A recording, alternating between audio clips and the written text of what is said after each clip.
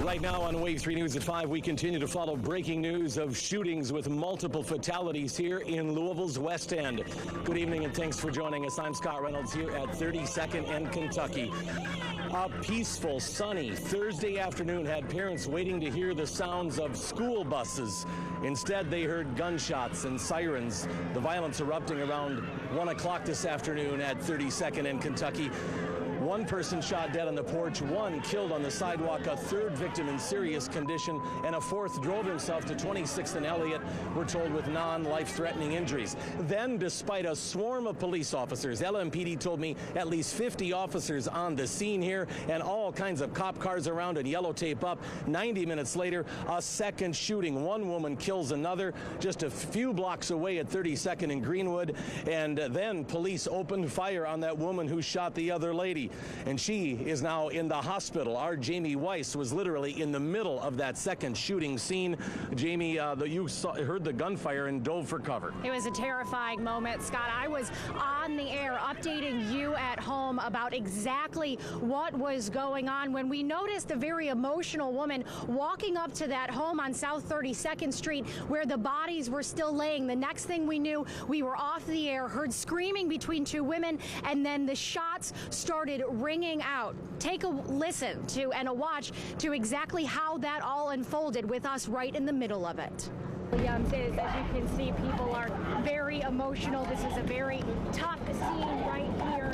Now, police say they don't have any suspect.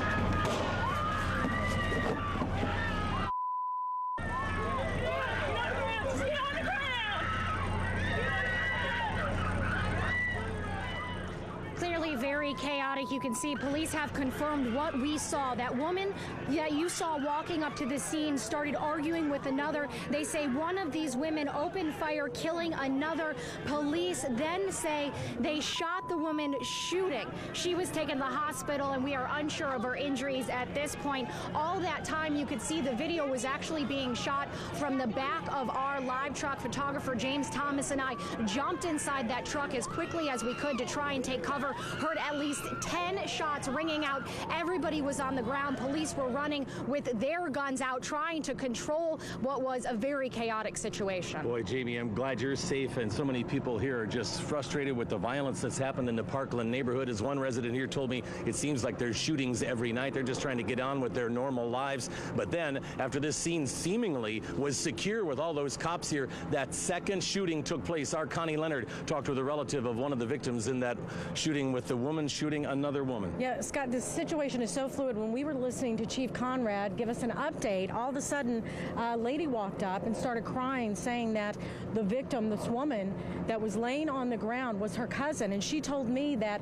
her cousin had originally been at the hospital with another relative who was pregnant, and then she heard that her baby's father was one of the victims in one of the original shootings. So she came down here to find out if he had indeed been killed, and she got in an argument with another woman. That woman is the woman Jamie was just talking about, who pulled out the gun and then killed her cousin. And here's what she had to say about her cousin.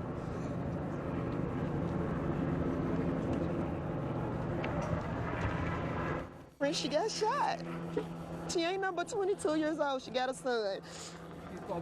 So now both of her sons, both of his parents is gone, from the mother to the father. Both of them is gone. He was one? Yes, he's one, yes. Do you have any idea how this whole thing started? No. We was at the hospital. We was at the hospital with my sister. She's pregnant. And then we got a phone call saying that such and such had got shot. So one of them is her baby's father, Tyson. She came down here to see what was going on. The next thing you know, she's laying down with the sheet over her body. And Scott, this is so sad. Now you have a 1-year-old child. Both of that child's parents are dead. We do know the names of the lady who was killed and the father of her child, but they told us, the relatives told us, but we don't want to release them at this time. All right, thanks, Connie. Such a tragic afternoon here in this Parkland neighborhood. David Williams caught up with a relative of some of those folks who were involved in the first shooting at around 1 o'clock. David, what can you tell us?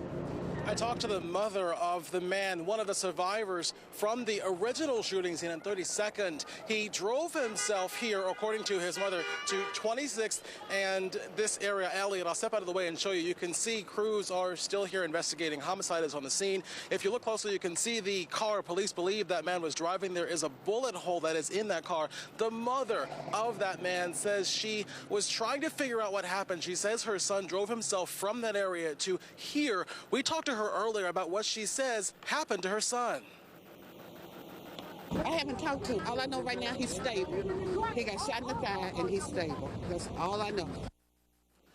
Again, a very tense situation for the mother involved in this shooting in this area. Police are still on scene. Homicide is here. The crime scene unit is expected to come out and take a look at that car and bring it to a holding area as authorities continue to investigate. Tonight, a family is in mourning and still trying to figure out why this happened. Scott? All right, thanks, David. And I talked with some policemen here, and they said they're going to be heading to the hospital because they want to talk to those who survived. In fact, that woman who police say shot and killed the other woman and then was shot by an officer was taken to the hospital. Another victim from the 1 o'clock shooting also went to the hospital. Our Liz Donatelli is at U of L Hospital with the latest on the victim or victims. I don't know how many went there, Liz.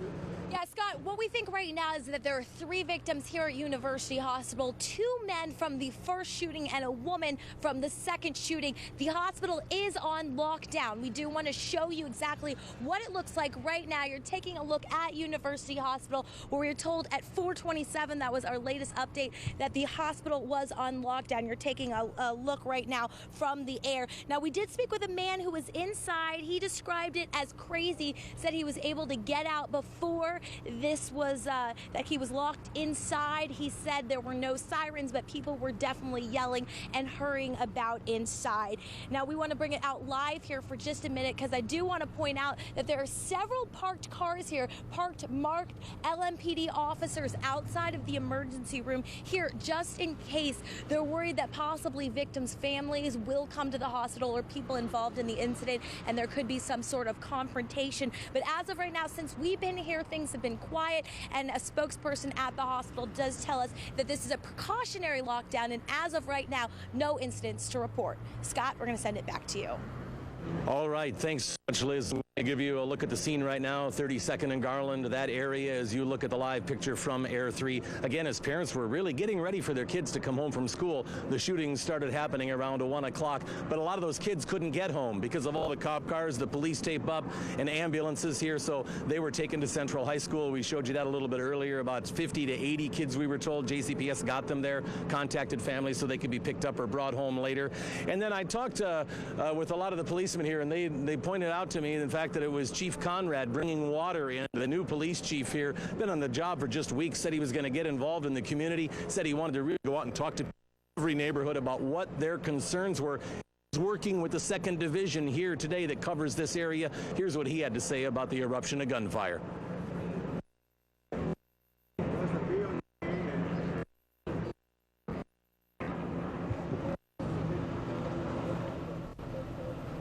All right, again, our team coverage there from Liz Donatelli, Connie Leonard, Scott Reynolds, everybody talking about this shooting that has just been unbelievable. Started at 1 o'clock today. We're going to continue to follow all those developments. You can also get a recap of what we know that's happened on wave3.com. We're going to take a short break and we'll be right back. All right, you're looking at a live picture from Air 3 right now, the scene over the Parkland neighborhood where it's been an extremely violent afternoon. We've been covering this breaking news all afternoon long. 3 people who have been killed and 3 others who have been shot and injured. We have been telling you all day long that students in that area, 24th, 25th, and 26th Elliott neighborhood, that they would be having some trouble going home. We're going to join our Eric Flack in just a little bit, and he will give us more information on those students that were affected. Well, happening right now, the search is on for a suspect in another shooting late last night in West Louisville. Police responded to a shooting at 3700 block of Vermont Avenue late last night, just before midnight. When they got on the scene, they found a 26-year-old man shot in the stomach and chest. That man was taken to University Hospital. Police say they are now looking for several vehicles that fled the scene, though the vehicle descriptions are vague. This is the second shooting in as many weeks on Vermont Avenue. A not guilty plea today from a man charged with murdering two sisters in Oldham County. Ronnie Everidge made that plea this morning in the murders of Sandy Allen and Heather Falkerson. Everidge claimed self-defense in the shooting outside Westport back in December. Everidge was Sandy Allen's boyfriend at the time. Metro Police have made an arrest in a series of robberies across Louisville. Investigators say Jillian Wojciechowski is charged with 4 robberies. They involve 2 Cash Express stores, 1 fast payday loan store, and a York Community Bank. In each robbery, police say she was carrying a handgun. And we have been following the story of breaking news in West Louisville. 3 dead, 3 injured, and a problem with Jefferson County Public Schools because of that area and the scene. The kids couldn't get home. Our Eric Flack is at Central High School where he's been seeing the kids come home. Here's Eric. You know, what's going on here at Central High School really shows the far-reaching implications of today's shooting. Close to 200 students ended up having to be rerouted here to Central High School. You can see some of these buses behind me. These are elementary school buses. Many of them have just a handful, 3, 4, 5, 6 students on them. These are students who lived in the area of the shooting or beyond the area of the shooting. But the school bus just couldn't get to those areas, so the school system had to do something with those children. They're bringing them all here to Central High School, where their parents are being notified that they are going to have to come pick them up here from Central High School. This started around 2:30 this afternoon when middle and high school got out. Out of 150 middle and high school students that ended up here at Central, only 4 remained. That part has gone very smoothly. As you can see, the elementary school buses continue to show up, and it's kind of a fluid number as to how many students are still here. They do have a plan in place. This is a plan that JCPS has had in place throughout. They use it for severe weather and stuff like that. All the students inside are grouped by school, and as they leave, they are checked off a list so no students get lost in the fray or anything like that. Parents have shown up here. Some of them have been concerned simply because when something like this happens, you just start to worry about your child until you can put your arms around that child and make sure they're okay. But I've been down here for a couple hours, and really the process has gone smoothly. I've talked with one of the guys from JCPS who is running this whole deal. They've been pleased. They've done this, I think, 3 or 4 times this year for other reasons. So they're not new to this. It's going well today, and the key is just to know that if your student is not home, if your child isn't home, you don't know where they are, you live somewhere in that area or beyond that area, this is where they might be. You need to get down here to Central or call the school district. They can help you out, get you reunited with your child. Any student that isn't picked up by a parent, by the way, is going to be brought home by the school system. Reporting live from Central High School, Eric Flack, Wave 3 News. All right, thank you, Eric. And as we look at Air 3, it could be a while till they can bring those students home if the parents don't pick them up, because it's still very much an active scene, an active investigation by LMPD out there. They still have the crime scene tape up as they try to figure out how 3 people ended up dead and 3 people ended up injured. Yeah, and I can guarantee it will be a while. Let me tell you also, if your student was a walker and they were at any of those 5 schools that we mentioned, if they were a walker, they are going to stay at the school until you pick them up if they were a walker. And this is the video that our team took during the second round of shooting that happened today. Moving on to some of the other news tonight.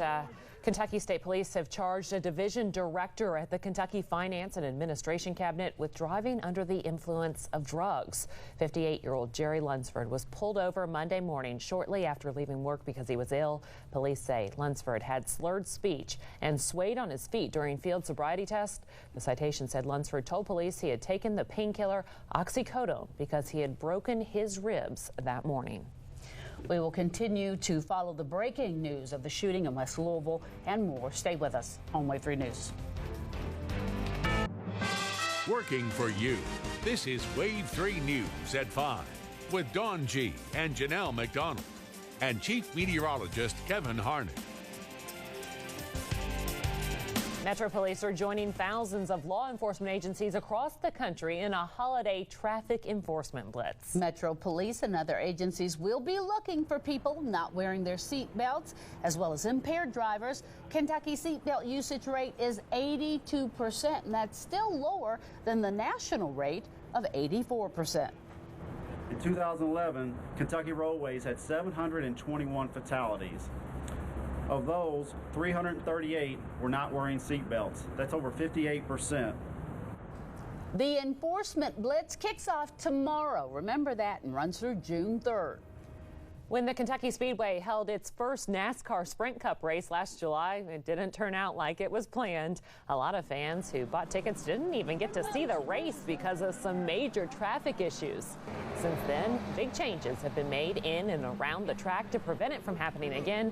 Now, Speedway officials are traveling the state, visiting places like Owensboro, making sure fans know about their hard work and that they want them to come back. We're the first track to do a complete sellout in the past 5 years, actually, on the circuit. So the fans have come out and really supported us, and we're just trying to reach back out to them and make their experience as good as possible. There you go, NASCAR fans. This year's Quaker State 400 will take place at the Kentucky Speedway on June 30th. Working for you, this is your Wave 3 weather forecast from Chief Meteorologist Kevin Harnett. Well, it's been a good day related to weather across the area. Some crazy news going on today, but the weather's been nice, and it looks like as we go on through the evening hours, we stay on the pleasant side. Temperatures down to our south have been warm as well, sparking off a few showers and thunderstorms right along the Kentucky-Tennessee border. But as far as we're concerned here in Louisville, dry, and will stay dry on through the evening hours. Your hour-by-hour forecast. Maybe you headed out to pick up the kids, taking them off to practice, whatever the case may be. Nice stroll through the neighborhood or dinner outside, looks good. Clear skies. Temperatures dropping through the 70s and eventually into the 60s overnight tonight. How about the Relay for Life events coming up this weekend? Jefferson County, I'll be out at Seneca Park tomorrow. Bullitt County down in Shepherdsville, Brian Good will be down there. Clark County, Indiana, and Jackson County, Indiana. Yours kicks off tomorrow, and then on Saturday we go just off to our west, Meade County, and then to the east, Shelby County. Relays going on this weekend. Bike to work during the day tomorrow. It is Bike to Work Day here in the city. Outside in Louisville, clear skies, plenty of sunshine today. 77 our current temperature. Winds have been variable, right about 5 miles an hour. 77 today's high temperature, and that's average for us. This has been a near normal day for us, something we haven't seen a whole lot of in recent times, it seems. A lot of 70s showing up and a few 80s to our south. Get ready, because that heat is moving in our direction, and we'll be warming up in a big way. May even hit 90 over the weekend. I'll show you when coming up in just a second. You can see across the area, this is the satellite view, nothing showing up. We have clear skies across the entire area except for what's going on to our south, and those clouds will stay down that way for us tonight, and all of the cloud cover back out to the west in a scattered fashion should stay out that way as well. For us, we're under the influence of this high pressure area that's been bringing us the northerly winds. The cold front that we've been watching has already passed by us, and as it makes its trek further to the south, we'll notice those cooler temperatures in the 50s again for the overnight hours tonight, only to see a return to those warmer temperatures starting tomorrow. You can see the cloud-free view we have into the day on Friday throughout the afternoon. A little overdone with the shower chance. I think we stay mostly sunny with any shower chance well to our south. 84 for Friday's high. Saturday, as we go throughout the day, we'll see a few more clouds build in, and with that, we could have a scattered storm off to our south and west again. Temperatures should be in the upper 80s on Saturday. Our forecast tonight, 55 for the low during the day on Friday, 84, lots of sunshine. Here's the 7-day forecast. You can see as we move on into the weekend, temperatures will be in the upper 80s for Saturday, near 90s Sunday, and for Monday and Tuesday, temperatures cool down as the rain chance goes up just a bit. It's a 30% storm chance in here on Sunday and a 40% chance, or excuse me, Monday and a 40% chance on Tuesday. Now, you said Bike to Work Day on Friday. And you want to bike to work tomorrow? I just want to tell everybody that they are biking and exercising. Yeah, we got new bikes. And then they call me after they bike and they say, come eat with us at Lennox. We tried to get you to buy a bike with the rest of us here. I have a beautiful car, thank you. But that's what they do. They do the exercise and then go eat. Biking's the new thing. Everyone's doing it, Dawn. Yeah, come on. Yeah. Well, call it a bonus free gas when you hit the road for your summer vacation. If you have a bike, you don't even need it. But you can't cash in unless you ask. Verizon Wireless customers, you're going to say goodbye to those unlimited data plans. They will soon be coming to an end. I'm David Williams at 26th and Elliott. There have been multiple shootings across the city of Louisville. We have team coverage working for you across the city. We'll tell you what happened, what police think happened. We'll have reaction from family members, friends, and tell you why this might have happened. We'll have more for you. That's coming up next. And we have some more breaking news happening right now, this time in Shively on Ralph Avenue, the 2200 block of Ralph, where a 3-story building is on fire. Yeah, this is Morton's Concrete. They have got multi calls. Nobody hurt in this area. You can see not really even that many firemen there. It looks like one call, one fire truck, maybe 2 fire trucks, a few firemen there. That's kind of perpendicular to where you have Cane Run and then Dixie right in that area. There are a few houses there, but they're a little ways from Morton's there.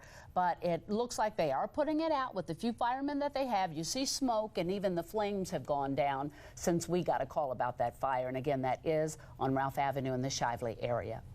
Retirements by baby boomers are creating job openings for Kentucky's unemployed, helping push down the state's unemployment rate. That was one of the key factors that triggered a drop in Kentucky's jobless rate to 8.3% in April. It was down from 8.6% in March. The national unemployment rate remained the same, a sign which economists suggest modest but steady gains in the job market. Unlimited data plans might be a thing of the past for Verizon Wireless customers. Verizon says it will get rid of unlimited data plans it provided customers who had it before the carrier introduced tiered pricing. The company is expanding the latest generation of its network called 4G LTE. This means customers wanting to upgrade phones to 4G LTE will be required to sign on to Verizon's new data share plan. That plan will provide a limited bucket of data that can be shared among family members or devices. You could end up with some free gas. I did say those words, free gas during your next hotel stay. That's because many hotels now offer free gas cards with a few nights stay. Many of the deals require a set number of nights, and some specify that only certain nights of the week are eligible. But still, it's worth asking when you're booking your next reservation. It could mean a few extra dollars in your pocket for a vacation. Well, still ahead at 5:30, they come with deep discounts, but some of those low-cost products could be fakes and they could be dangerous. And the Louisville mother who lost her son now facing charges of plotting to kill a witness in another shooting. Working for you. This is Wave 3 News at 5:30. Good evening, I'm Dawn G. Scott Reynolds will be joining us in live team coverage. It all started today as breaking news, as news of a fatal shooting. We did not know what would unravel today. Our Scott Reynolds is live reporting today as we find out there are 3 dead and 3 injured. And Scott, it just seems like it got worse as the day went on. It's hard to believe, but the tensions just kept building here in the Parkland neighborhood this afternoon, Dawn. You know, the gunfire started at about 1 o'clock. Police still haven't told us just how many people were firing their weapons. But we do know that when the gunfire stopped here at 32nd and Kentucky, there was 1 man dead on the porch, another dead on the sidewalk, another seriously wounded, and then a 4th person wounded but drove himself to 26th and Elliott and has since ended up at the hospital. So it was a chaotic scene. About 50 LMPD officers on the scene here within minutes. They taped off the area. Ambulances were here. And a lot of people were on the streets. Of course, a lot of people might know those involved, might be relatives, might be friends, might be neighbors. So it was very tense. And then it was about 90 minutes later, just 5 blocks away, there was another shooting as police said a woman opened fire on another woman and killed her. And then police said that they shot that female shooter, wounding her. Jamie Weiss, our reporter, was merely feet away from that scene. You had no idea there was going to be more gunfire, especially with that many officers here. You probably think all things are quiet for now. Yeah, we were just concentrating on doing our job, and you at home just saw a little bit of the aftermath that we were in the middle of. I was on the air doing an update about the initial shooting, about those men that were killed, and I noticed a woman who was walking up to the scene, seemed very upset, didn't think much about it. As soon as we got off the air, that woman walked away, and I heard arguing between two women. I'm assuming police believe may have been that woman who showed up on the scene. We understand from family members that it was the father of her child that may have been one of those who was killed. After the arguing stopped, the next thing I heard was a pop. I'm not used to hearing gunshots, and I thought, what was that? And then it just started going off, pop, pop, pop, and I thought, oh my gosh, they're shooting. My photographer, James Thomas, was near the live truck, and I said, James, they're shooting, and we both jumped in the back of the truck. James continued to roll. You can see that video where officers started running past with their guns drawn, telling everybody to get down. People started lying on the ground. I was not aware at the time, because I couldn't see them, that there was actually the one woman who was shot and killed, the other who was, police say they shot her to stop the shooting. They were, as you said, literally just a few feet from us. We were right in the middle of it when we were just trying to do our job.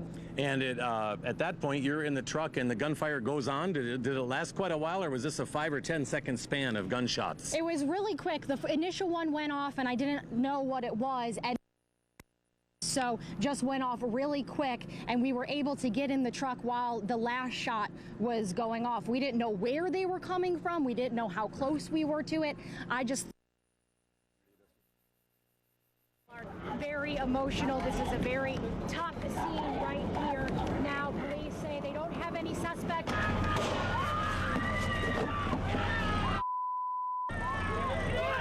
Again, we will join Jamie and Scott in just a minute. Jamie describing what happened when that gunfire went off. She and her photographer, James Thomas, right in the middle of it all. And again, we will join them. We do have live team coverage of the breaking news today.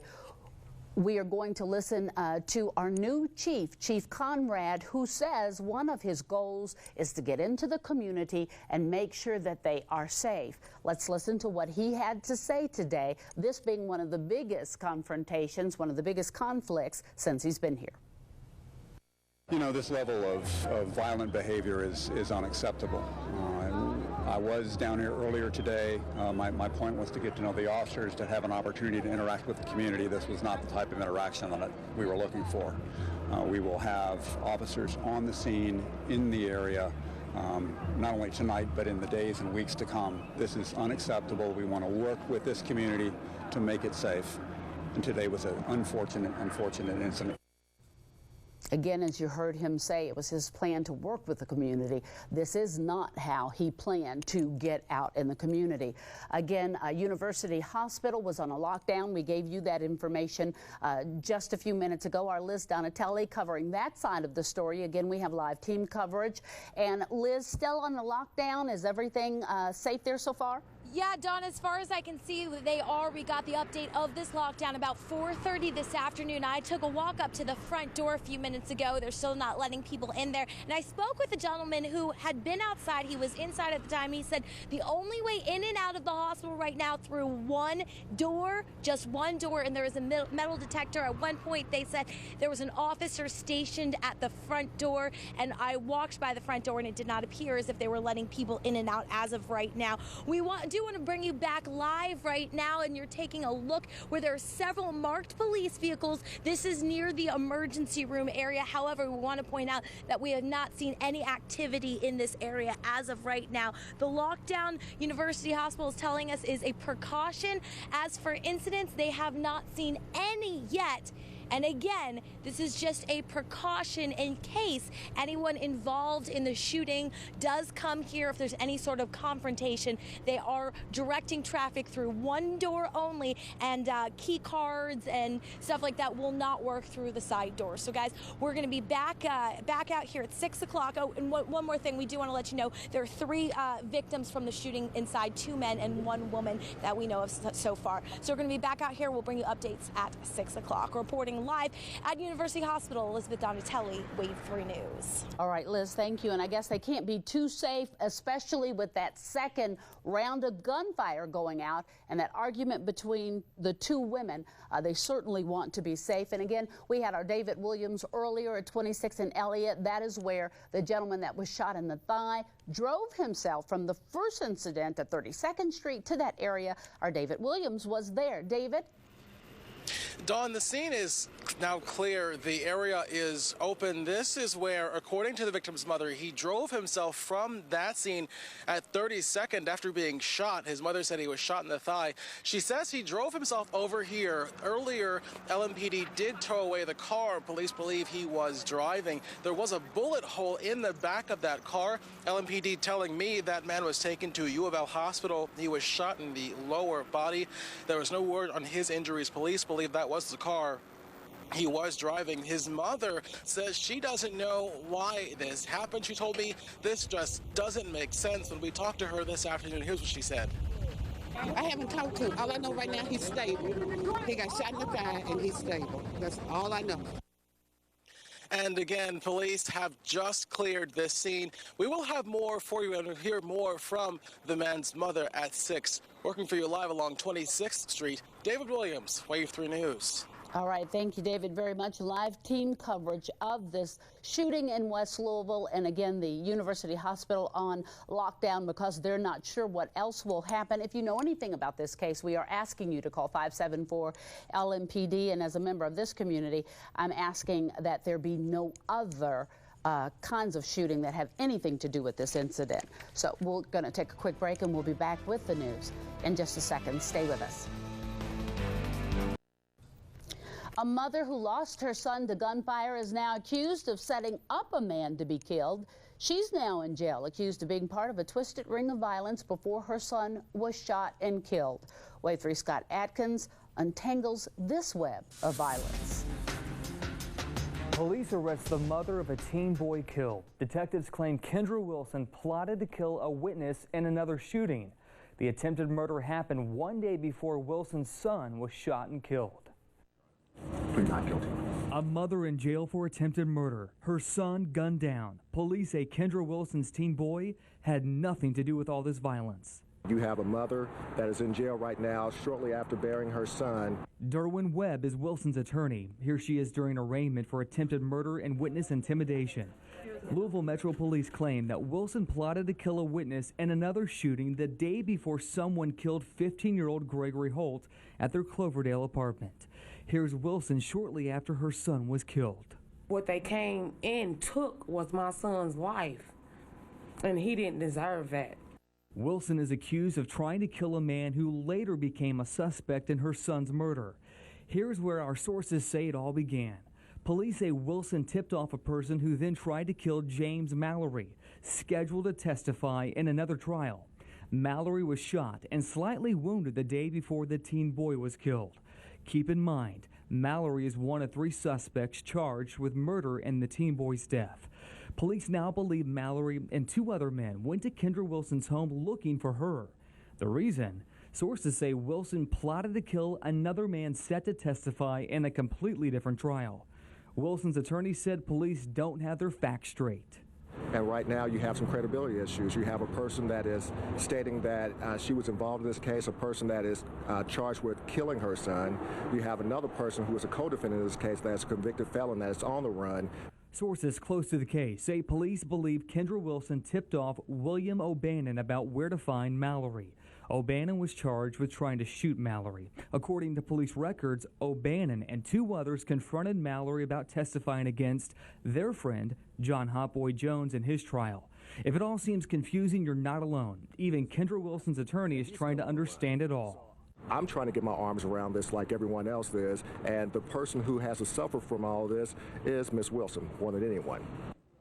Kendra Wilson is being held on a $500,000 bond. The 15-year-old boy was a Farnsley Middle School student. Working for you, Scott Atkins, Wave 3 News. Plenty of sunshine, warmer temperatures, highs in the 90s. We'll talk about it and give you the next 2 weeks ahead coming up. We continue to follow the breaking news of 3 people killed, 3 others shot. Gunshots rang out while our crew was covering the shooting scene, and the multiple shootings put a local hospital on heightened security. We're working for you. We have live team coverage. All of that coming up at 6. Working for you. This is your Wave 3 weather forecast from Chief Meteorologist Kevin Harnan. Hey there, and a good Thursday to you. We've kept our eyes on the radar today. Nothing showing up. Those scattered storms yesterday pushing well to our south, along with that cold front that passed by. Didn't really cool us down a whole lot. I mean, we noticed a little bit of a difference, but you'll see as we go through the evening hours, hour by hour, sunny skies to a clear sky overnight. Temperatures falling back into the 60s. Hey, Friday is bike to work day here in Louisville, so yeah, put the shoes on, pedal to work in the morning, and you'll notice the warmer temperatures by afternoon. These are the high temperatures forecast for Friday. Here in Louisville, 84, same across southern Indiana from Charleston to Sellersburg, back across the river from Bedford to Carrollton, down to Shelbyville, even over to Frankfort in the lower 80s, back out to the west of us, Jasper. You may hit 84 as well. We're going to have these warming temperatures back to the west of us push in over the weekend. Talking highs close to 90 by the time the weekend rolls around. But for our Friday, across the northern Indiana counties of our viewing area, Seymour, Scottsburg, Salem, lower 80s, and then just south of Louisville, a few degrees warmer from Elizabethtown to Bardstown, down to Munfordville and Litchfield. Notice the warmer temperatures. Upper 80s tomorrow in some places down to our south. Loretto and Bradfordsville, you'll likely be in the mid-80s along with us here in Louisville. As we look ahead, outside of tomorrow, we warm it up. Upper 80s by the time Saturday hits us, and then Sunday a high of 90. We're going to cool it down with a chance for a few showers and thunderstorms Monday into Tuesday. Warm it right back up, upper 80s to near 90 as we move on toward the end of May. The weather tour makes a couple of stops this weekend. St. Matthew's Street Festival will be there when it opens at 11 a.m. And then the Old Louisville Spring Fest. It opens at 10 a.m., but we'll show up around 2:30. Hope to see you out at either one of those locations. Right now in Louisville, beautiful day for anything outside. 77 downtown, Campbellsville and E-Town at 76. Winds have been variable about 5 miles an hour, mostly coming in from the north. That's made it a pleasant day today. 77 in Louisville and low to mid 70s across the entire area, except to the south and west, where the 80s are showing up at Evansville and Bowling Green. That's the warmer air that's going to be moving in our direction. Clear skies across the entire area. We have had this cold front push by the area. That continues to sink off to our south, and with that, it's going to take the clouds with it. We're going to stay pretty much cloud-free overnight tonight. And during the day tomorrow, maybe a few of those fair weather cumulus clouds billowing up. Outside of that, it looks like a sunny forecast for us right into the weekend. The next cold front brings us a chance of rain early next week. Our forecast goes like this. Overnight tonight, clear and pleasant, 55 the low. For the day tomorrow, lots of sunshine, high 84. 88 on Saturday, Sunday's high 90. And you can see that as we move into early next week, the storm chances go up just a bit. And temperatures cool down consequently, upper 70s on Tuesday. It's still nice. It looks good. A good-looking weekend. Only a very small storm chance, and that's highest just to our south. Yeah, you all are busy. I'll be in Fort Knox for it's Got a good day. Yeah, something going on at Fort Knox. So, Okay. all right. Thanks, You know Kevin. where. I'll remember it. I'll remember it. Thanks, Kevin. And coming up on Wave 3 News at 5:30, how you can help these cute little kitties in addition to more animals at the Kentucky Humane Society by just a click of a mouse. This is a Wave 3 guest editorial. How many times have you watched the evening news only to be heartbroken by a story about a young victim of child abuse and neglect? Sitting in the comfort of our own homes, we watch these reports and feel helpless, wondering, what can I do? The answer may lie right there in the comfort of your own home. Right now, there are children in Kentucky looking for a refuge from abuse and neglect. They need a home. They need support and stability. They need adults in their lives they can trust. They need someone, maybe someone just like you. Foster parenting is not a job, and it's not a hobby. It's answering a call to help a child who longs for a place to feel safe and secure, a place where they can heal, and a place where they can begin to live and dream without fear. May is Foster Care Awareness Month, and there's no better time to learn how you can help a child living in crisis. Last year, over 15,000 children in Kentucky suffered abuse and neglect, and each one deserves to experience comfort in their own home. Well, what can you do? Visit www.sunrise.org to learn more about foster parenting. These stories will always be heartbreaking, but together we can make a life-changing and maybe a life-saving difference for an innocent child. If you would like to respond, go to wave3.com and click on editorials or send your response to this address. And I have had the best job over the last few days. We've been showcasing some cute little animals that need adopted from the Kentucky Humane Society, and you've been so helpful. We'd like to welcome Andrea Blair again from the Kentucky Humane Society. First of all, every day we've been bringing in new animals to get adopted. She told me earlier several of them have been from being showcased on Wave 3. What can folks do if they want to adopt these cute little guys? This is Britta, and that is Boggles. Yeah, so we've got lots of great animals coming in right now. We especially have a lot of puppies and kittens coming in. This is a high puppy and kitten season, so there's lots to choose from. You can go to our website, which is kyhumane.org. You can see all of our adoptable animals. But I also wanted to mention, too, that we're offering waived fee on all of our adult cats over the age of 1, and that's because we've got so many kittens coming in. We want to make sure people don't overlook adult cats as well. Oh, look at this guy. And how important are donations to the Kentucky Humane Society? They're absolutely critical. We could not do what we do without donations because we are a private nonprofit. We don't receive money from any government source, so it's really critical that we receive donations.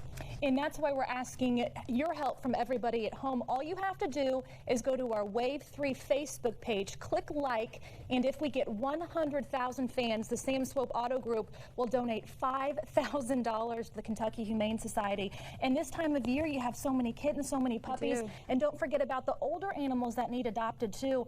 $5,000 to you guys, if this is possible. What would that mean? It means a lot. It means a lot of animals that will be spayed and neutered so that we can help reduce the pet overpopulation within our community.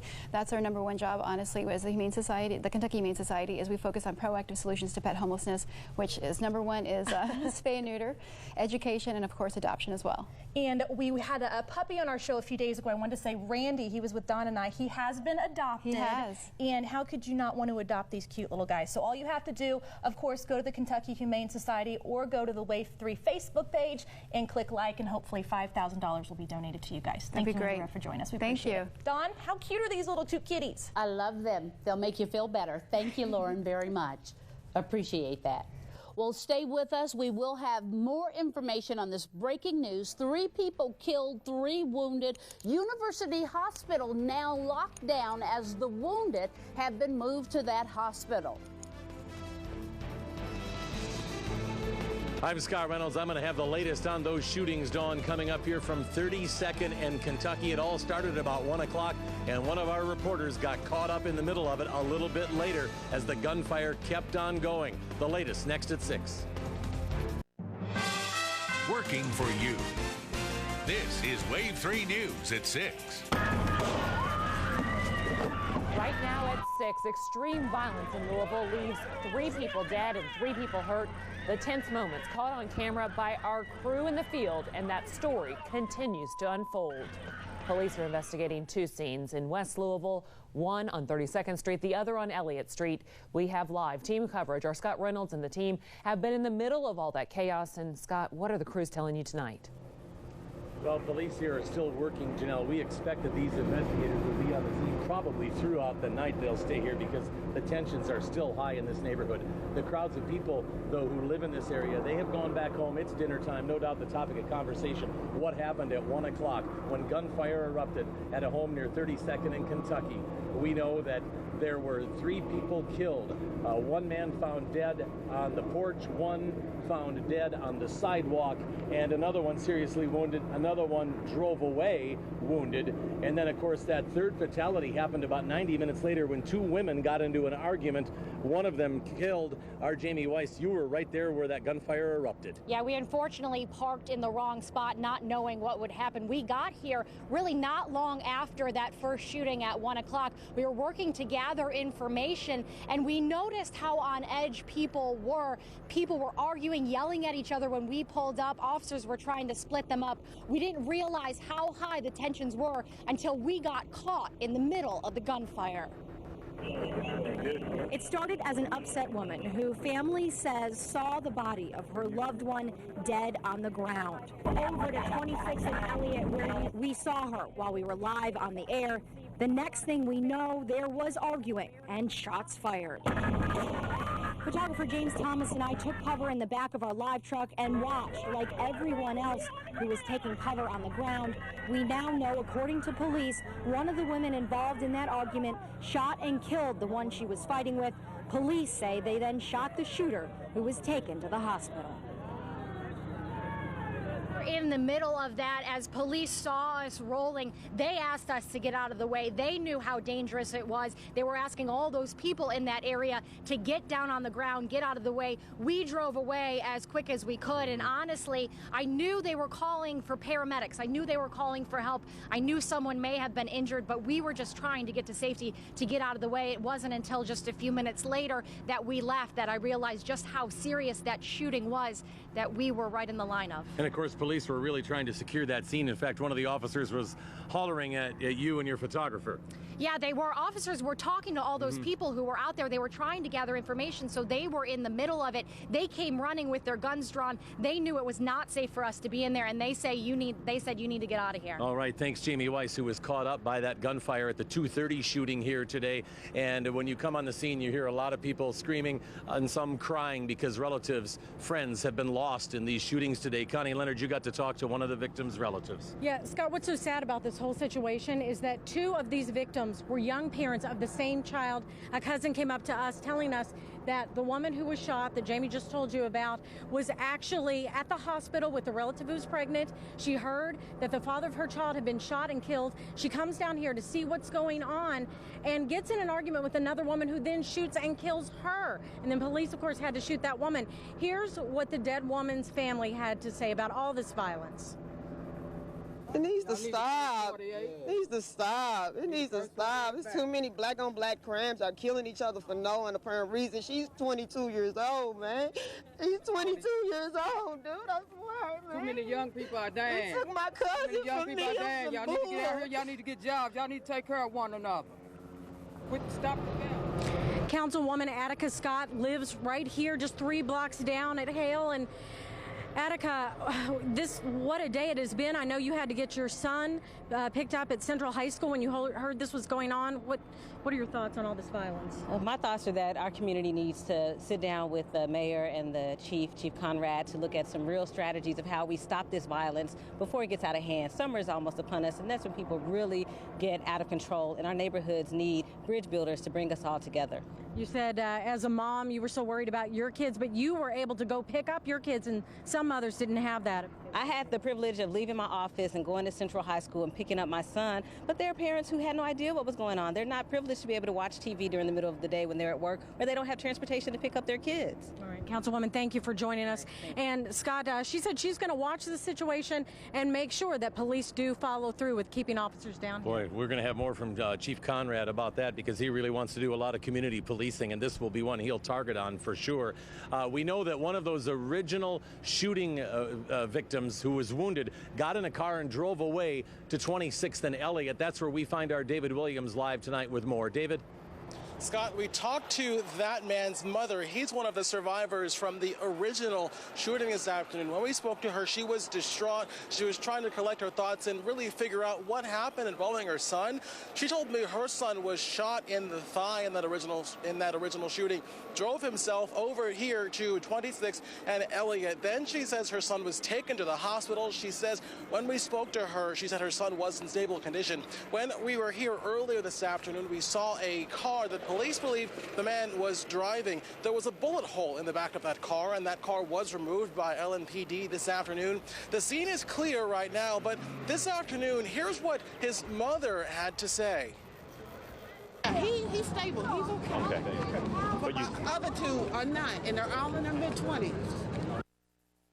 And again, the scene is clear. Again, the scene is clear this afternoon. LMPD was investigating. Homicide was also on the scene, but there were plenty of people here looking this afternoon, but they are home. And the mother told me this afternoon, she said it just doesn't make any sense, and she is still trying to figure out what happened. Working for you live along 26th and Elliott, I'm David Williams, Wave 3 News. Scott, back to you. All right, thanks so much, David. One of the folks on the street here told me, we've got to remember, parents have lost a child, relatives have lost a loved one. Some did survive, though. The wounded went to U of L Hospital. Let's go there to Liz Donatelli right now. Liz? Scott, 3 victims that we know of right now, 2 men in the original shooting and 1 woman in the second shooting. We believe she was the woman who was shot by an LMPD officer. As of right now, it's pretty quiet except for this helicopter, of course, that's going off right there. Other than that, a few marked vehicles that are outside the emergency room. It is on lockdown, but that is just a precaution. No incidents as of right now. We want to repeat, no incidents. Again, lockdown is a precaution just in case some of the people involved in this do come back or there's some sort of altercation. Once again, 3 victims in the hospital that we know of right now. As you can see, the helicopter is lifting away, but we do not expect that this is involved in this incident at all. Scott, we're going to send it back your way. All right, thanks, Liz Donatelli, live from U of L Hospital tonight. Imagine what the parents in this neighborhood were thinking. All these police cars, about 50 officers running around and gunshots going off, and they're waiting for their kids to come home. They can't get here. Eric Flack joins us with the plan that JCPS implemented to take care of those kids. Eric? And it was a plan, Scott, that they actually have in place for any sort of emergencies, including what happened today. At its height, probably about 200 kids ended up here at Central High School. Those are kids who could not get home on the bus because their bus stop was in the area of the shooting. JCPS had to take those kids somewhere. They brought them here. As you can see, not a lot of activity behind me because just a couple minutes ago, they cleared the scene. All the kids who were brought here to Central High School that couldn't get home because of that shooting have now been picked up by parents or a loved one or a relative and taken to their home. So the good news, everything went smooth in this part of this plan here today. All the kids home safely. Reporting live from Central High School, Eric Flack, Wave 3 News. All right, thanks, Eric. And when I came on the scene this afternoon, one of the first people I saw was the new police chief, Steve Conrad, and he was carrying a cooler full of water bottles with another officer to try to get it up here to all his investigators and detectives because they were going to be here for hours. And we suspect they might be here through the night because police aren't telling us yet if this is drug-related, why all these shootings have happened here in recent months, and the shootings particularly today with 3 fatalities. But you got to believe they're going to be careful to make sure that those closest to these shootings suspects, these shooting victims, and those who are in the hospital tonight don't get involved in any kind of tense conflict again here this evening. So we suspect officers, Janelle, will be here throughout the night taking care of the scene here near 32nd and Kentucky.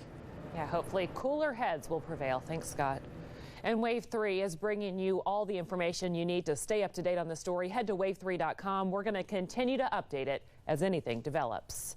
Well, all new at 6 and only on Wave 3, major developments in the William Clyde Gibson serial murder investigation as crews take their search from New Albany to Bloomington. Well, it's 76 degrees right now in Louisville. A warm day today, but it gets hot for the weekend. We'll check the forecast out for you when we come back. We're coming back in just 60 seconds. Working for you. This is Wave 3 News at 6 with Scott Reynolds and Janelle McDonald, Chief Meteorologist Kevin Harney, and Kent Taylor, Sports. The case against a suspected serial killer moves more than 100 miles away today. Wave 3 captured exclusive video as investigators were searching a wooded area in Bloomington, Indiana.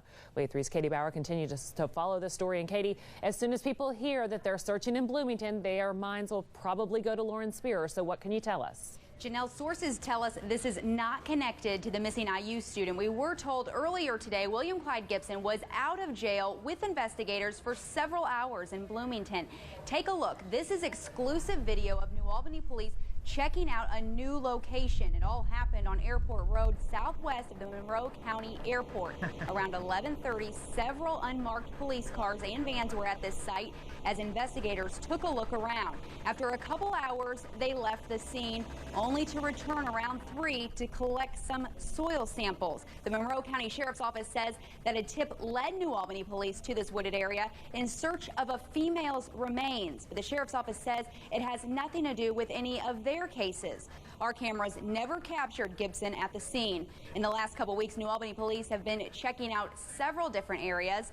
This is the first search that we are aware of that has been out of town. We are told nothing of significance has been found since they discovered 35-year-old Stephanie Kirk buried in Gibson's backyard on Woodburn Drive. He is already charged with the death of 2 women, 75-year-old Christine Whitus, who was found strangled in his home, and the 2002 murder of 46-year-old Karen Hodella. The Monroe County Sheriff's Office says the area is being prepped for a possible future dig, but no digging took place today. This case continues to unravel, and we will, of course, keep you updated. Working for you live in the newsroom, Katie Bauer, Wave 3 News. All right, thank you, Katie. Well, have you ever called 911 once, maybe twice? How about more than 600 times in just 1 year? That's the problem Louisville's MetroSafe is dealing with, and they say it is wasting valuable resources that could cost us all the next time an emergency happens.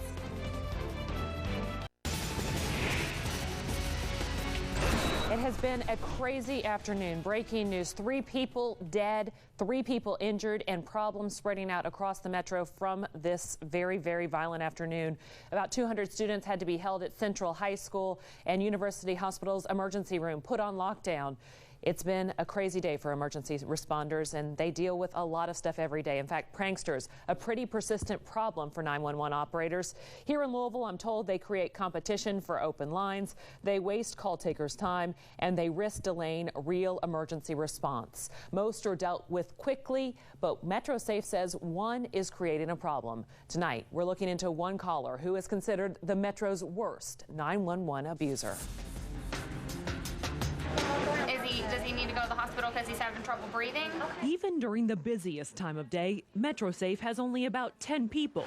We're going to have someone come and check you out. Waiting to take emergency calls for all of Louisville. We'll have sometimes 911 calls holding because so many people call on one instance. Which is why MetroSafe spokeswoman Jody Johnson says when operators hear this voice on the line. Do you need any information from me first? It's so frustrating. Okay, what information would you like to give me?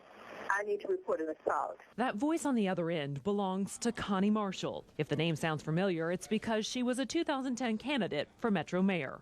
She's also the most frequent caller to Louisville's 911. Last year alone, I've got some statistics. She called 684 times. Some days, Johnson says Marshall will call 10, 12, 14, up to 19 times in one day. The duration of all of the calls together was about 29 hours. And if that sounds excessive, it seems to be getting worse. These are all the calls that Marshall has made to 911 this year. 630 so far through the beginning of this month. And that's only from one number. MetroSafe now says Marshall is calling from a second phone number. And in one day, actually last week, she called 27 times in one day. This call, sources tell me, is pretty typical of her complaint. And I am reporting an assault that's been going on all morning. And again, I do not want an ambulance at my home. I do not want a police officer at my home. And she didn't need anything. She just wanted us to be recording information on the telephone. As you listen to the call, it becomes pretty clear there's something else going on. I am the lady that's being assaulted by directed energy weapons, in which the Louisville Metro Police Department are committing the crime. But at MetroSafe, they're frustrated. Marshall is not the only person who calls 911 who doesn't need a response. Sometimes we do have prank calls, and unfortunately adults do prank call as well, and they call and say, hey, there's a fire at this location. But MetroSafe officials tell me Marshall is clearly the worst abuser. She's been calling for 3 years, and it's escalating, tying up the line for people who have more pressing emergencies. I feel for the people, yes, they should get through, but I should not be ignored when I'm being burned, when I'm being raped, when my heart's being attacked, when I'm being made to fall down in my home, when all those things are going on, then no, I should not be ignored. I confronted Marshall about why she calls so frequently. Matter of fact, it's well over 600 times. It could be close to 900 to 1,000. And that shows how many, you can look at it on the other side of the coin, that's how many assaults I have endured. MetroSafe Director Doug Hamilton sent Marshall this notice late last month that she could face penalties if her calls continue. And if she doesn't need police, fire, or EMS, the operators will now hang up. All right. Bye-bye. Now, Johnson says she is unclear if Marshall could actually face criminal charges for her calls to 911. And Hamilton says, frankly, jail space should be reserved for violent offenders. A spokesman for the county attorney's office says the office, which represents MetroSafe, has not been asked for an official opinion, but in general, someone would have to put individuals or property in danger to face charges for misuse of 911. Working for you, this is your Wave 3 weather forecast from Chief Meteorologist Kevin Harnett. So she's putting us all in danger. Outside today, Mother Nature helping out with some clear skies across the area. With that sunshine here, we've seen a few storms pop up just off to our south. I'll pull the radar up so you can see those scattered storms, mainly across the Kentucky-Tennessee border. They're very spotty and scattered. They're not in our viewing area, well to the south of us and for us. Overnight tonight, throughout the evening and into the night, clear skies. Temperatures falling down into the 60s. A pretty good-looking evening. During the day tomorrow, looking good, too. Hey, it's bike to work day tomorrow, so grab the helmet, put on the shoes, and sit on the bike and ride to work. Looks good with plenty of sunshine expected once again for our Friday. Likewise, today it's 76 degrees, so we've bumped up to see average high temperatures for this time of year. We actually reached the high of 77, and that's the average high for this time of the season. Average low met as well in the upper 50s. All in all, a normal day for us. A lot of 70s showing up around the region. 82 Bowling Green, 80 in Evansville. Under a clear sky, we've seen lots of sunshine today, clear skies tonight, plenty of sun tomorrow. Clouds will gradually increase as we move on into the weekend, though, and rain chances go up by early next week. A few scattered showers and thunderstorms back out to the west of us, but as far as we're concerned, mainly clear skies. During the day tomorrow, wouldn't be surprised to see a spotty shower chance off to our south, but most areas stay dry with high temperatures topping out in the mid-80s. Upper 80s to our south arrive here during the day on Saturday. Overnight tonight, 55 the overnight low. Clear skies tonight and tomorrow. We'll push that temperature up to 84 for a high on your Friday. Saturday, 88. Sunday, 90. It's a 10% storm chance through the weekend, 30 and then a 40% chance by Tuesday. Notice temperatures cool down with that rain chance going up early next week. Then we're right back in the low to mid 80s for Wednesday and Thursday. Bike to work day on Friday. The weather tour stops by the old Louisville Fest and the St. Matthew's Street Festival this weekend. We'll hope to see some folks out there. We'll take a quick break, and when we come back, Kent Taylor has a look at sports. Tomorrow, the U of L softball team opens NCAA tournament play with the best record of any team in the field. But as Kendrick Haskins tells us, they are not satisfied. They're looking for more. And with that swing, she does have a few, and that one is over the fence. Jordan Trimble lived out the dream that anybody who has ever picked up a bat has had. That's something that we all picture. Our coaches tell us to go home at night and picture that big hit. That win, combined with a 53-3 record, landed the Cards a 15 seed in the NCAA tournament, home games for the regionals, and a possible third matchup this season with arch rival UK in the second round. I know it's out there. I could play Michigan again. But I think right now we have to take care of the first game. I don't want to be, that team that's the #1 seed and gets knocked out by the 4 seed and goes in the loser's bracket. Valpo's got a really strong offense, so we have to handle them first on Friday. But if we get a chance to play Kentucky, we've beaten them twice at both really close games, so we just really have to come out and make sure that we're ready to go against anyone. For the U of L softball team, making it to the regionals is old hat. They've done it before. They've done it 4 years in a row. Now they have their sights set on a much bigger goal, making it to the College World Series. All year we've just wanted to win Big East. We got that done. We did that twice, and now we just want to make it to the World Series. That's our other big goal. They've been here. Most of our team, except for my freshmen, obviously, have been there, and they just have been wanting this more than anything in the world is to get out of this regional. Kendrick Haskins, Wave 3 Sports. Thank you, Kendrick. The Olympic opening ceremony in London is just 71 days away. Wave 3 and NBC will be your home for all the coverage. And today, the Olympic torch was handed over to London organizers. It had traveled around ancient Greece, the birthplace of the games, now a 70-day, 8,000-mile trip around Great Britain. And would this guy affect your free throw shooting? Oh, my. That's his goal. He made it difficult for the Celtics' Kevin Garnett to concentrate in last night's game in Philadelphia. Goodness, I hope you've had your dinner. You will not be able to unsee that. Thank you for sharing that, Ken. Sure. We really appreciate it. That's what we do. All right. Well, we still continue to follow that breaking news in the West End, the Parkland neighborhood. 3 people killed this afternoon, 3 more injured, and our crews are on the scene. They are gathering the very latest information. This has affected U of L Hospital. It's affected school kids on their way home from school. We've got much more information coming up for you on Wave 3 News at 7 and anytime on wave3.com. We'll see you then.